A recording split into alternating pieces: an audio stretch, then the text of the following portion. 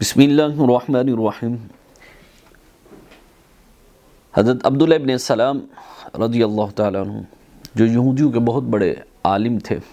جب نبی کریم صلی اللہ علیہ وسلم مکہ سے مدینہ تشریف لائے تو آپ ایک باغ کے اندر کام کر رہے تھے اور کھجور کے ایک درخت کے اوپر چڑھے ہوئے تھے، کھجوریں اتار رہے تھے۔ جب آپ کی نظر نبی کریم صلی اللہ علیہ وسلم کے چہرے پر پڑی تو آپ فوراً ہی وہ درخت سے نیچے اترے اور آہستہ آہستہ چلتے نبی کریم صلی اللہ علیہ وسلم کی بارگاہ کے اندر۔ ادھر میرے آقا لجپال کریم آقا لوگوں کو وعظ فرما رہے تھے تو عبداللہ بن السلام کہتے ہیں کہ جب میری پہلی نظر ہی نبی کریم صلی اللہ علیہ وسلم کے چہرے پر پڑی تو میں نے کہا فَلَمَّا رَأَيْتُ وَجْهَهُ عَرَفْتَ أَنَّ وَجْهَهُ لَيْسَ بِوَجْهِ الْكَذَّابِ فَسَمِعْتُ، کہا کہ یہ چہرہ کسی جھوٹے کا نہیں ہو سکتا، جو 14ویں کی چاند کی طرح چمک رہا ہے یہ سچے کا ہی ہو سکتا ہے، اس طرح کا چہرہ کسی جھوٹے کا نہیں ہو سکتا۔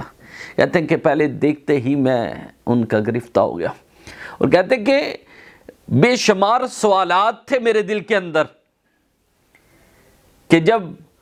محمد رسول اللہ تشریف لائے تھے میں ان سے یہ بھی سوال کروں گا، یہ بھی سوال کروں گا، یہ بھی کروں گا، یہ بھی کروں گا، لیکن میری جب نگاہ ان کے چہرے پر پڑی تو مجھے سارے سوال ہی بھول گئے۔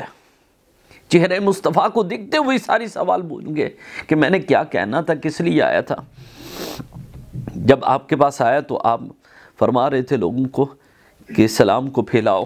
اور رسول رحمی یعنی آپس میں محبت کرو اور بھوکے کو کھانا کھلاؤ، اور رات کو جب سو جائیں سارے تو پھر تم اللہ کی عبادت کرو اور سلامتی کے ساتھ جنت میں داخل ہو جاؤ۔ نبی کریم صلی اللہ علیہ وسلم نے یہ فرمایا تو آپ فرماتے ہیں کہ میرے دل پر ایسا اثر ہوا تو میں اسی وقت کلمہ پڑھ کے مسلمان ہو گیا۔ اور عبداللہ ابن السلام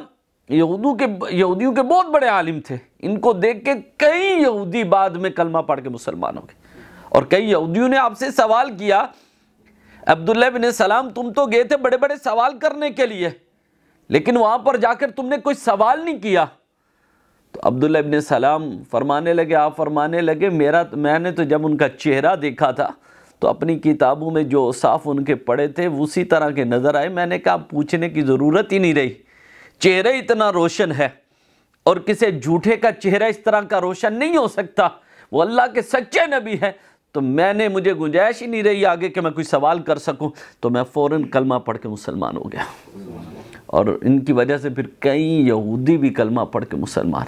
میرے لجپال کریم آقا کا چہرہ جو دیکھتا تھا دیوانہ ہو جاتا تھا، میرے آقا کی نگاہ جس پر پڑ جاتی تھی وہ بھی دیوانہ ہو جاتا تھا، اور جس کی نگاہ میرے آقا کے چہرے پر پڑتی تھی